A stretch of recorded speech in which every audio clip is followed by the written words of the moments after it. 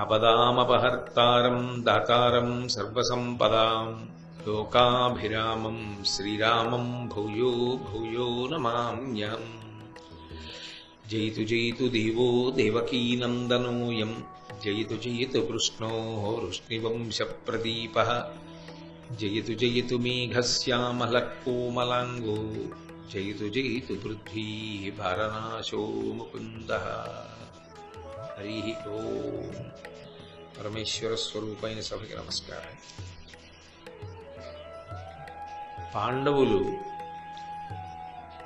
ద్రౌపదీదేవి వివాహం చేసుకుని ద్రుపదపురంలో 1 సంవత్సరం పాటు ద్రుపద మహారాజు గారి యొక్క అంతఃపురంలో పరమ సంతోషంగా ఉన్నారు అనేటటువంటి వార్త చారుల వలన విన్నటువంటి దుర్యోధనుడు పాండవుల యొక్క అభ్యున్నతి పట్ల అమర్షమును పెంచుకున్నవాడై వాళ్ళని ఎలా పాడు చెయ్యాలి అన్న విషయం మీద సమాలోచనలు చేయడం ప్రారంభం చేశాడు.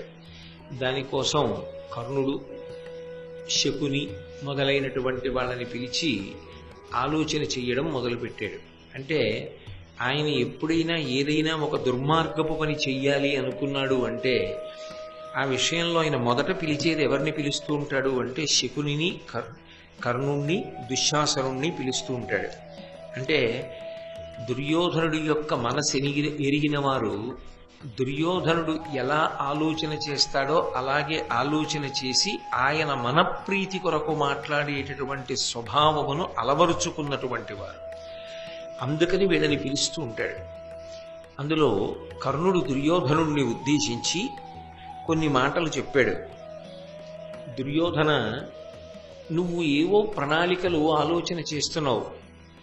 వాళ్ళని పాడు చెయ్యాలి అంటే ఏదో పాండవులకు ద్రుపద మహారాజుకి మధ్య అభిప్రాయ భేదాలు కల్పించాలని, లేదా 5గురికి ఒక్కతే భార్య కనుక ఆమె కారణంగా వాళ్ళ 5గురు ఒకరితో ఒకరు కలహించుకునేటట్లుగా చెయ్యాలని, లేదా ఆమెకు వారిలో కొంతమంది పట్ల కానీ అందరి పట్ల కానీ అమర్షము ఏర్పడేటట్టుగా కుట్ర చెయ్యడం కానీ చెయ్యాలి అని ఆలోచన చేస్తున్నావు.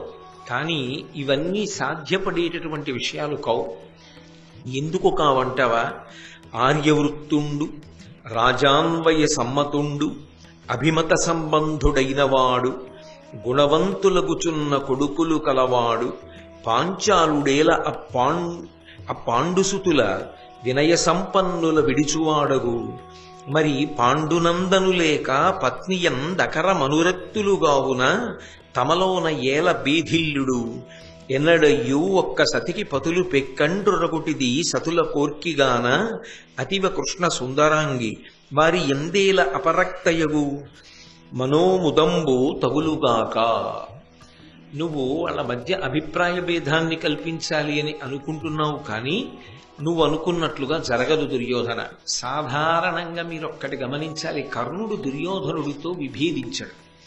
ఒకవేళ విభేదించాడు అనుకోండి, ఆయన మనసులో ఏదో ఉంటుంది, దానికోసమే విభేదిస్తూ ఉంటాడు. కర్ణుడి మనసులో ఉండేటటువంటి ప్రధానమైన కోరిక ఏ కారణము చేత కూడా కౌరవులకు పాండవులకు మైత్రి పొసగడానికి వీల్లేదు. యుద్ధము జరగాలనేటటువంటిది ఎప్పుడు ప్రబలమైన కోరిక. ఎందుకంటే యుద్ధం జరిగితే తను అర్జునుడితో యుద్ధం చేయడానికి అవకాశం వస్తుంది. వచ్చిందిగా ఇంతకుముందు ద్రౌపదీదేవి స్వయంవరం సమయంలో వచ్చిందిగా. కానీ ఆయన ఏమంటాడంటే, అప్పుడు నేను అర్జునుడిని తెలుసుకోలేకపోయానుగా, అర్జునుడిని తెలిసి ఉంటే నేను చేసే యుద్ధం ఇంకొకలా ఉండేది, కాబట్టి తెలియలేదు కాబట్టి నేను యుద్ధం ఇంకొకలా చేశాను, కాబట్టి ఇప్పుడు నాకు ఇంకొక అవకాశం కావాలి. అర్జునుడితో యుద్ధానికి అవకాశాన్ని కల్పించుకోవడం కోసం దుర్యోధనుణ్ణి వాడుకుంటూ ఉంటాడు. కర్ణుడు సామాన్యుడేం కాడు. దుర్యోధనుణ్ణి పావుగా వాడుకుని ఎన్ని మాటలు వీలైతే అన్ని మాటలు పాండవుల మీద కాలు దూవి అర్జునుణ్ణి ఓడించినటువంటి వాడు కర్ణుడు అన్న కీర్తి పొందాలన్నది ఆయన ఉద్దేశ్యం. అందుకే దుర్యోధనుడు చెప్పినటువంటి పన్నాగాన్ని కర్ణుడు అంగీకరించలేదు. ఆర్యవృత్తుండు, రాజాన్వయ సమ్మతుండు, అభిమత సంబంధుండైనవాడు, గుణవంతులగుచున్న కొడుకులు కలవాడు, పాంచాలుడు ఏల అప్పాండు సుతుల వినయ సంపున్నల విడిచువాడగు. ద్రుపదుడు తెలివి తక్కువ వాడు కాదు కదా దుర్యోధన. మంచి వినయ సంపన్నులైనటువంటి కొడుకులు కలిగిన వాడు, చాలా చక్కటి ప్రవర్తన కలిగినటువంటి వాడు, ఆయనతోటి అనుబంధమున్న వారందరి చేత మెచ్చుకోదగినటువంటి శీలవైభవమున్నవాడు. అటువంటి వాడు ఆ 5 పాండవుల్ని ఏ కారణానికి దూరం చేసుకుంటాడు? ఎందుకు దెబ్బలాట వస్తుంది? ఏదో లేకి మనస్తత్వం ఉన్నవాడైతే ఏ చిన్న కారణానికో చటుక్కుని యుద్ధానికి వెళ్ళిపోతాడు, లేకపోతే వాళ్ళని విడిచిపెట్టేస్తాడు, వాళ్ళతో దెబ్బలాడతాడు అనుకోవచ్చు. అంత సంస్కార రాహిత్యం ఉన్నవాడు ద్రుపదుడు కాడు కదా. అయినప్పుడు ద్రుపదుడు అసలు పాండవుల్ని విడిచిపెట్టేయడం అన్న సమస్య ఎందుకు ఏర్పడుతుంది?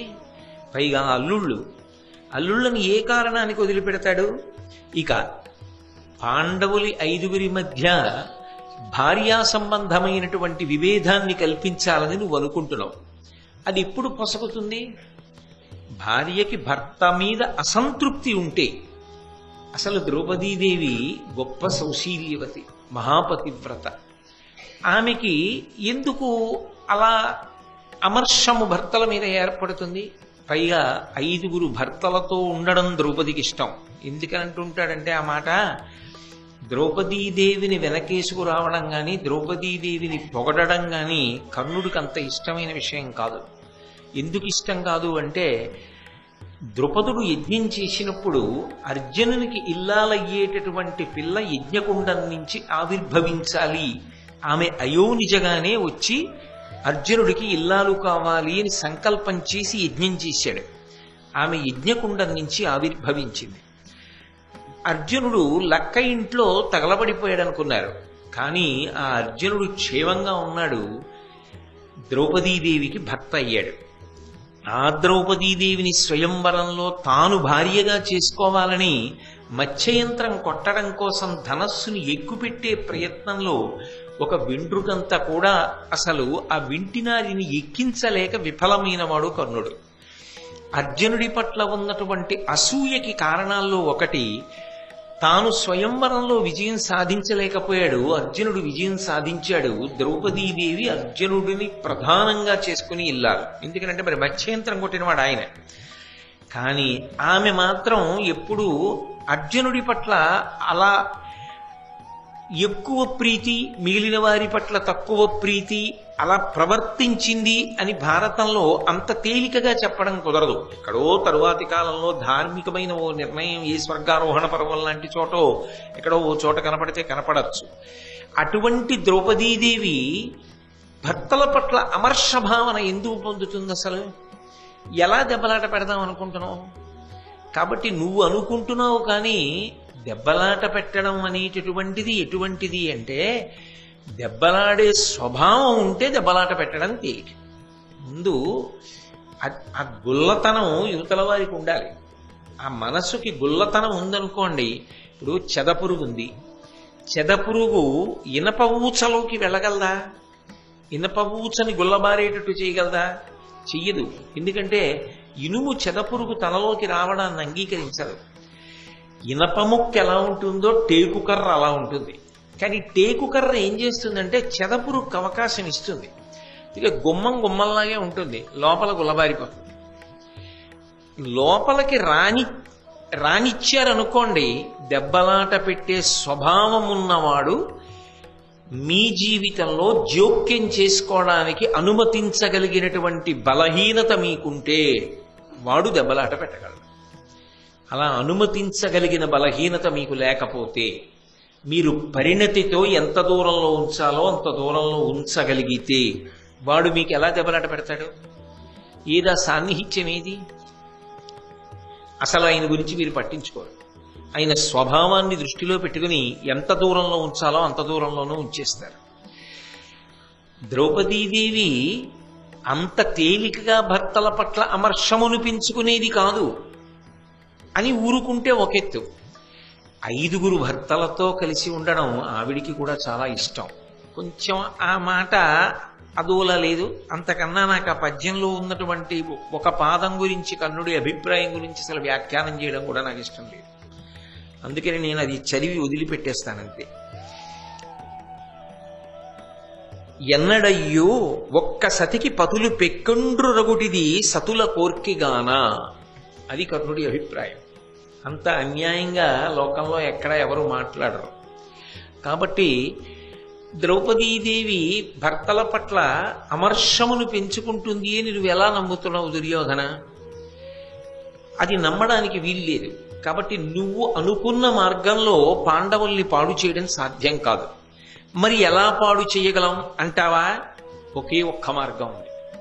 ప్రతాపం, పరాక్రమం. నేనున్నాను కదా, యుద్ధం ప్రకటించు, అర్జునుడిని చంపేస్తాను. ఏమిటో అంత తేలికన్నట్టు చెప్తుంటాడు. నేను అర్జునుడిని చంపేస్తాను, చంపేయగానే పాండవులు నిరాధారం అయిపోతారు. ఇంకెంతసేపు?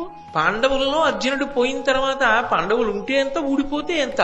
ఇక నీకు శాశ్వతంగా ఆ శత్రుత్వం పోయినట్టే. ఇంక నిన్ను వాళ్ళు ఏం చేయలేరు. పైగా ఇంత దెబ్బతిన్న తర్వాత ద్రౌపదుడు తట్టుకోగలడా? అప్పుడు ద్రౌపదుడిని చంపేస్తాం. పాండవ పక్షాన ఎవరు నిలబడ్డారో వాళ్ళందరినీ కూడా నిశ్శేషంగా చంపేస్తాం. ఇక నీకు నిష్కంటకం. ఇక నువ్వు సార్వభౌముడివి. ఈ భూమినంతటినీ ఏలుకోవచ్చు. పైగా నీకొకటి చెప్పనా?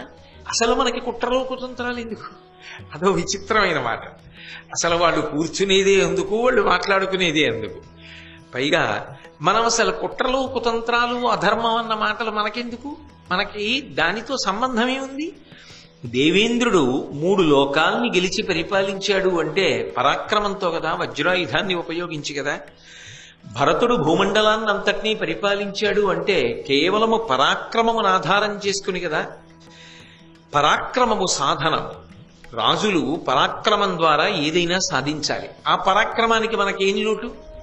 ఇంత పరాక్రమం మనకుండగా పాండవులు మనకి శత్రువులు. కాబట్టి యుద్ధం ప్రకటన చేసేయి, మనం వెళ్ళి చంపేద్దాం. చంపేస్తే రాజ్యం నిష్కంటకమైపోతుంది. ఈ అఖండ భూమండలానికి సార్వభౌముడవై హాయిగా పరిపాలన చేయి అంటే దుర్యోధనుడు అన్నాడు కొద్దిగా ఆలోచించి, గాట్పుచూలి పిరుదు కావంగా అర్జును నోర్వ నమరులైన నోపరాజి అతడు నిహతుడగును అశ్రమంబున పార్థునొక్కరుండ కర్ణుడు ఓర్వనోపు. కర్ణుడా, యుద్ధం చేద్దాం యుద్ధం చేద్దాం యుద్ధం చేద్దాం అంటున్నావు, కానీ ఆ యుద్ధము వలన మనకి అంత తేలికగా ఫలితం అనగూడుతుంది అని నేను అనుకోవట్లేదు.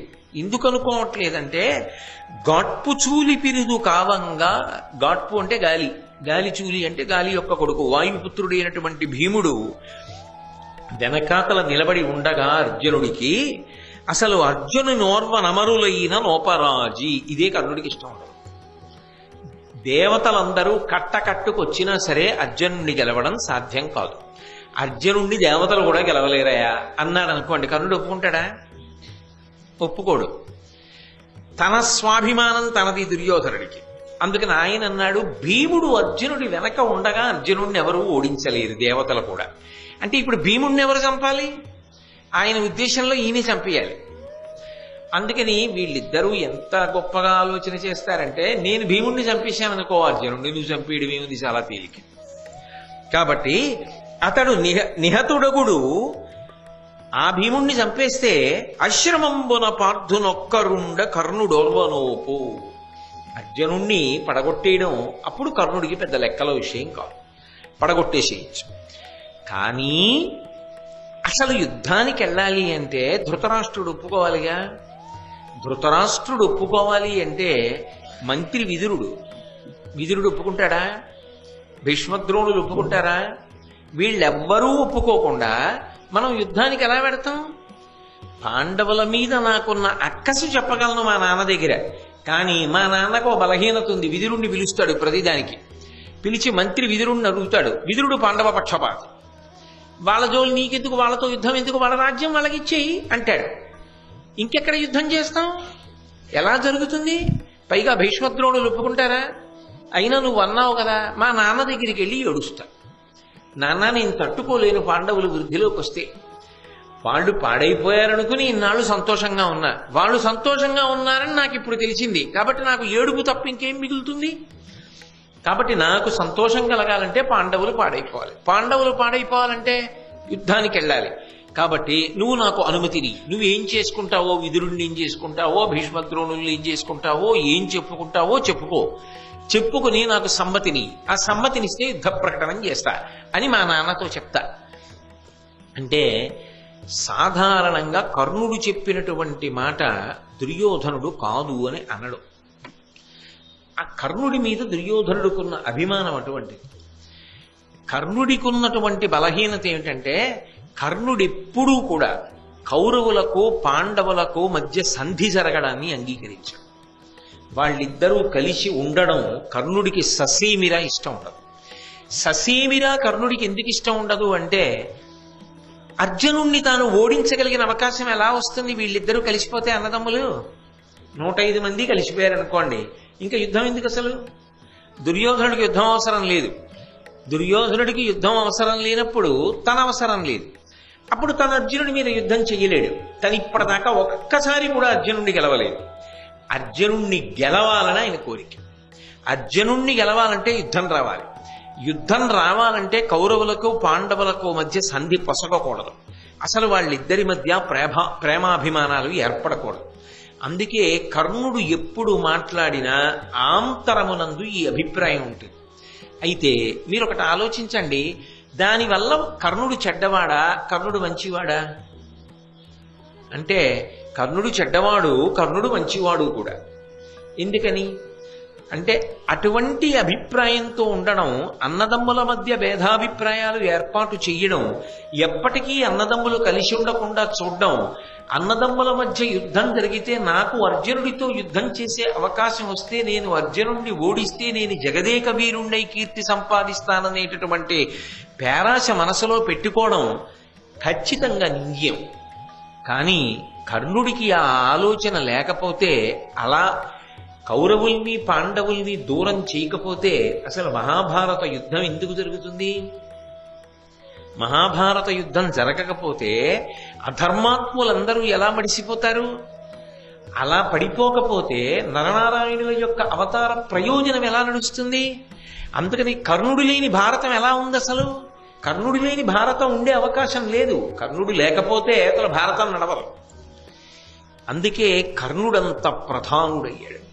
కర్ణుడు ఒకవైపు వ్యతిరేక కోణం పోషిస్తున్నట్టుగా కనపడుతుంది. నిజానికి కర్ణుడు చేసినటువంటి పనులన్నీ దేనికి పనికొచ్చాయంటే నరనారాయణుల యొక్క అవతార ప్రయోజనం పూర్తవడానికి పనికొచ్చాయి. తాను చేద్దామనుకున్నదొకటి, తాను చేసింది వేరొకటి. యథార్థమునకు ఆయన అర్జునుడితో యుద్ధం చేద్దాం అనేటటువంటి కోర్కెని పొంది ఉండి దుర్యోధనుణ్ణి రెచ్చగొట్టడం ధర్మ సంస్థాపనకు మార్గమైంది. ఏ ఒక్క రోజునైనా కర్ణుడు దుర్యోధనుణ్ణి అర్జునుణ్ణి పడగొట్టడం అంత తేలికైన విషయం కాదయా. అంత తేలిగ్గా అర్జునుణ్ణి చంపేస్తానని ఎలా అనుకుంటున్నావు? అర్జునుడు నా చేతిలో పోవచ్చు, నేను అర్జునుడి చేతిలో పోవచ్చు. ఆయన అంత సామాన్యమైన వీరుడు కాడు. కాబట్టి జయాపజయములు విధి నిర్ణీతములు అని కర్ణుడు అని ఉంటే దుర్యోధనుడు ఆ ఒక్క మాటకి పాతాళంలోకి జారిపోతాడు. ఇక యుద్ధానికి వెళ్ళే ధైర్యం చేయడు. ఆయన యుద్ధానికి వెళ్ళే ధైర్యం చేశాడు అంటే దానికి ప్రధాన కారణం ఎప్పటికప్పుడే యుద్ధం రాని అర్జునుడిని నేను చంపేస్తాను ఆ మాట కర్ణుడు అంటూ ఉండబట్టి ఎప్పటికప్పుడే ఈసారి అవ్వలేదు కానీ ఆసారి చేస్తాడేమో అన్న ఆశ అలాగే ఉండిపోయింది దుర్యోధనుడికి.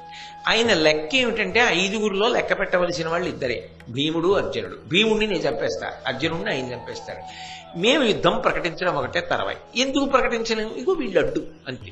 ఇద్దరికీ అదే అభిప్రాయం. ఈయన కోణం ఒకటి, ఆయన కోణం ఒకటి.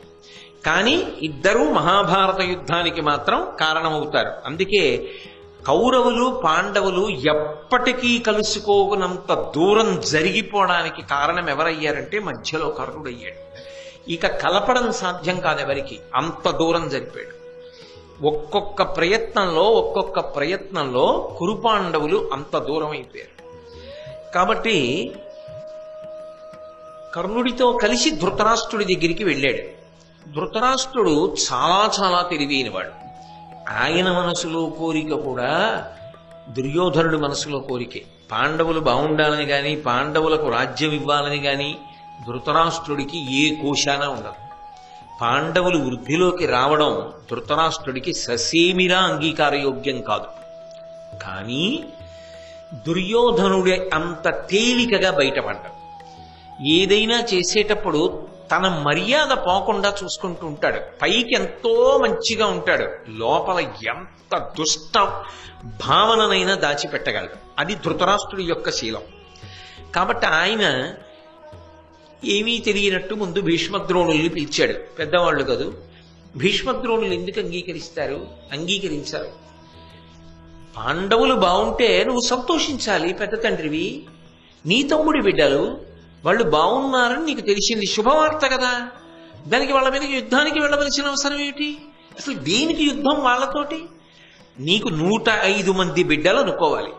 వాళ్ళ రాజ్యం వాళ్ళకి ఇచ్చేయి, నీ బిడ్డల రాజ్యం నీ బిడ్డలకి ఇచ్చేయి. అందరూ కలిసి ఉండాలి. దానికోసం నువ్వు ప్రయత్నం చెయ్యాలి. కానీ అసలు వాళ్ళ మీద యుద్ధ ప్రకటన చేయవలసిన అవసరం ఏమిటి? ఆ మాటే చెప్తాడు భీష్ముడు. భారతంలో గమ్మత్తు ఏంటంటే, భీష్ముడంటే అపారమైన గౌరవం ఉన్న ద్రోణుడు భీష్ముడు ఏం చెప్తే అదే చెప్తాడు. కాబట్టి భీష్మద్రోణులు అంగీకరించారు. భీష్మద్రోణులు అంగీకరించనిది విదురుడు అంగీకరించారు. భీష్మద్రోణ విదురులు అంగీకరించనిది ధృతరాష్ట్రుడికి చెయ్యాలనున్నా చెయ్యలేడు. ఈ చెయ్యలేనప్పుడు దుర్యోధనుడికి కోరిక తీరదు. దుర్యోధనుడి కోరిక తీరడానికి వీళ్ళు ముగ్గురు అడ్డొస్తున్నారన్న కక్ష దుర్యోధనుడితో సమానంగా ఉన్నవాడు ఎవరంటే కర్ణుడు.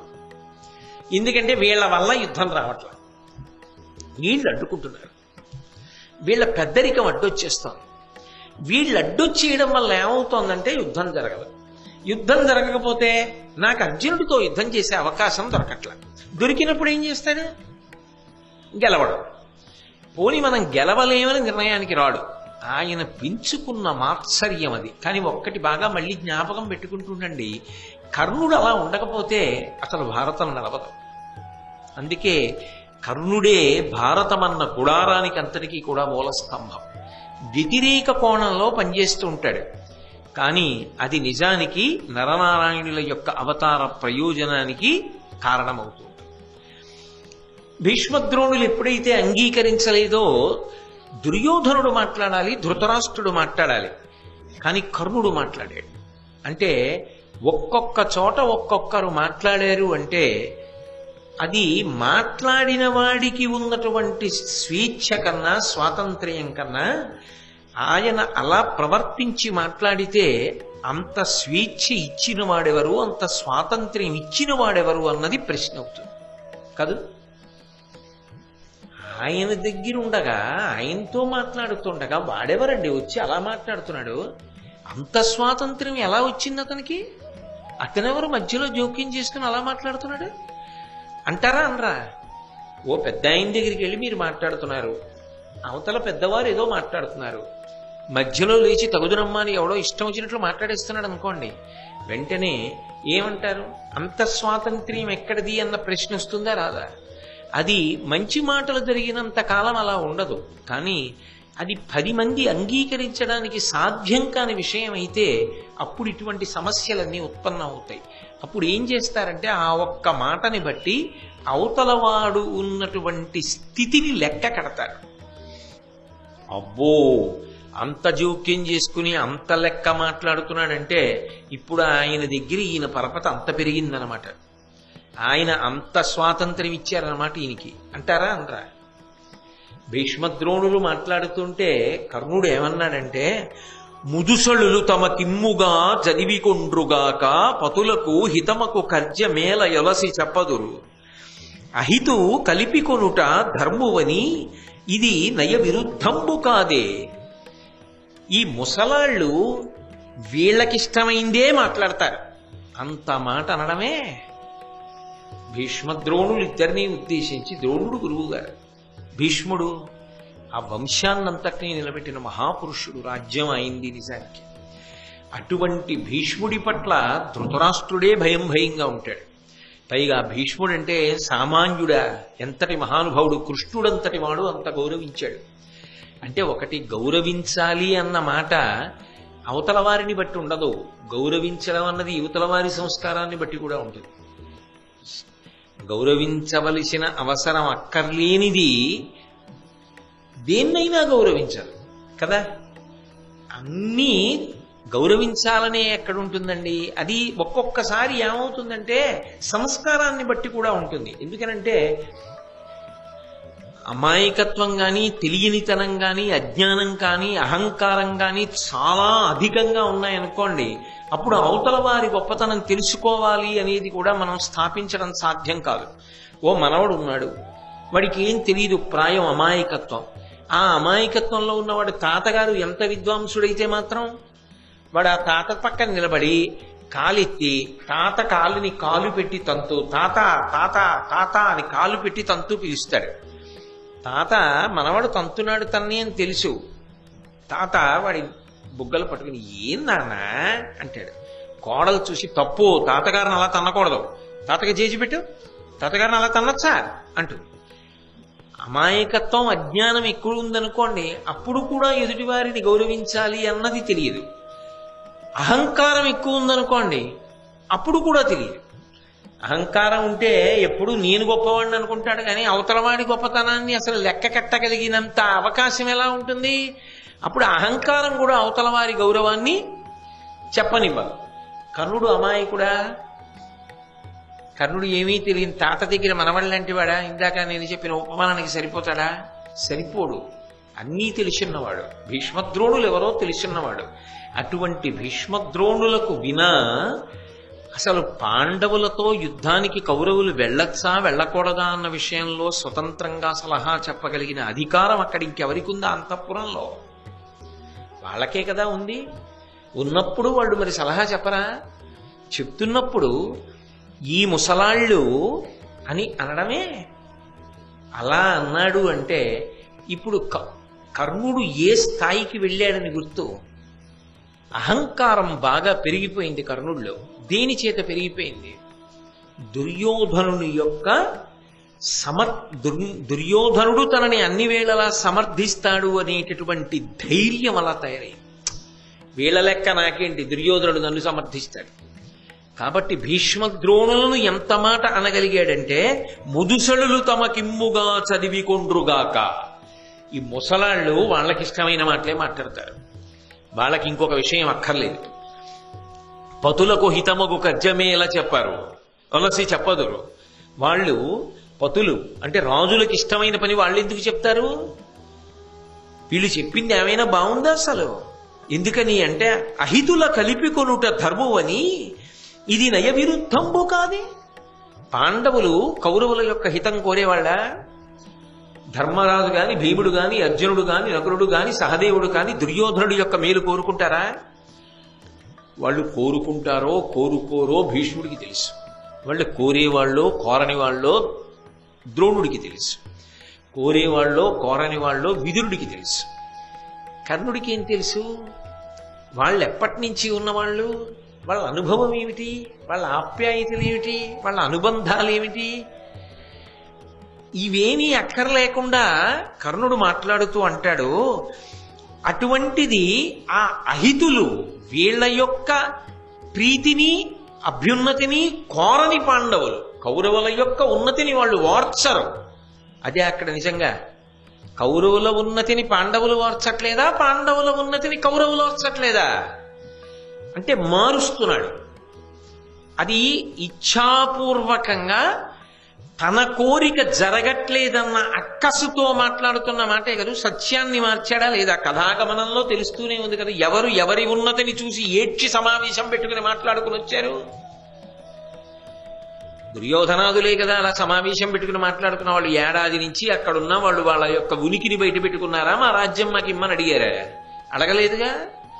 కాబట్టి అటువంటి అహితులను కలుపుకోండి అని వీళ్ళు చెప్తున్నారు కదా ఈ ముసలాళ్ళు.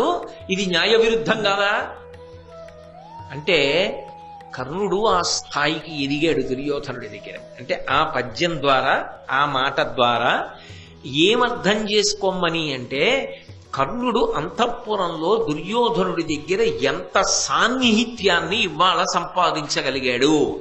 వాళ్ళిద్దరి మధ్య స్నేహం ఎంత బాగా అంటుకుపోయింది. ఒకరి మాట ఒకరు కాదనరు, అంత స్థాయికి వెళ్ళిపోయిందంటే కర్ణుడి మనసులో ఎప్పుడూ ఒకటే ఆలోచన. నేను చెప్పిన మాటకి నేను చేసిన పనికి దుర్యోధనుడు సంతోషిస్తాడా?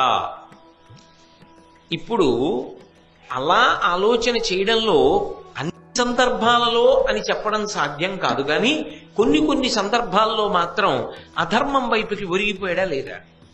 అయితే ఇలా ఉండకపోతే ఇద్దరి మధ్య దూరం జరగడం కష్టం కదా. ఆ దూరం జరుగుతూ ఉండాలి. కౌరవ పాండవుల మధ్య దూరం తరగకూడదు, పెరగాలి. ఎంత పెరిగితే ఆఖరణ అంత పెద్ద యుద్ధం జరుగుతుంది.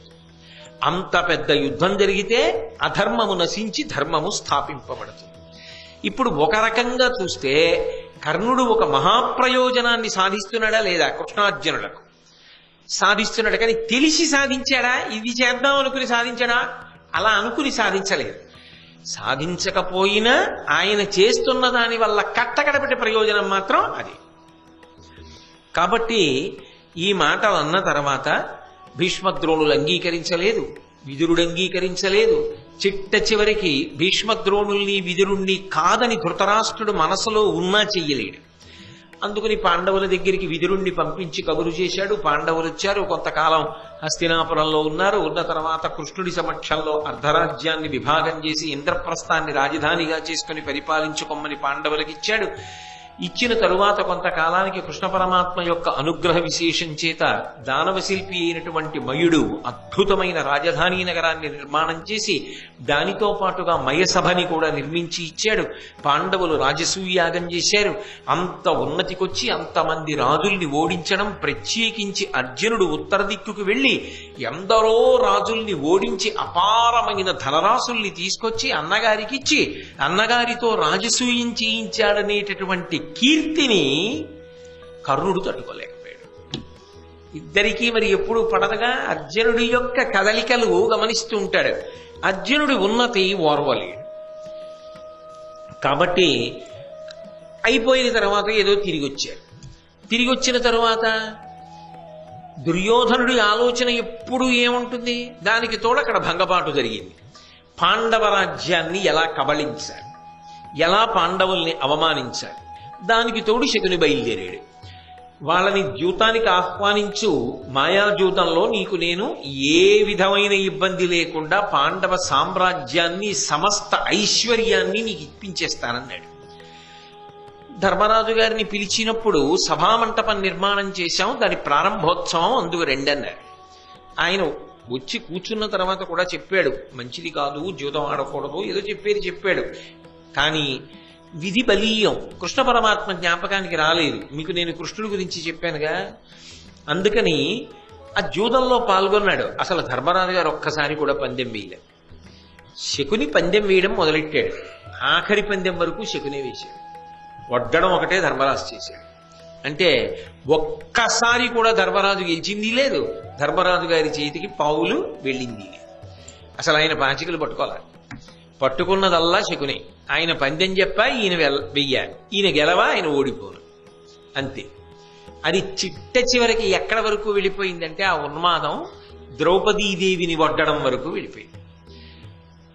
ఆ ద్రౌపదీదేవిని వడ్డడం, ద్రౌపదీదేవి దగ్గరికి ప్రాతికామిని పంపించడం, నన్నోడి తన్నోడెనా, తన్నోడి నన్నోడెనా అని ఆమె ప్రశ్న వెయ్యడం, సభలోకి వచ్చి ప్రాతికామి చెప్పడం, ఆవిడనే రమ్మను అని కబురు చేయడం, ఆవిడ్ని తీసుకురావడం, తీసుకొచ్చిన తరువాత సభలో ఉన్నటువంటి పరిస్థితిని చూసి ఉద్విగ్నురాలై ఆవిడ ధృతరాష్ట్రుడి పక్కన నిలబడడం, నిలబడిన తరువాత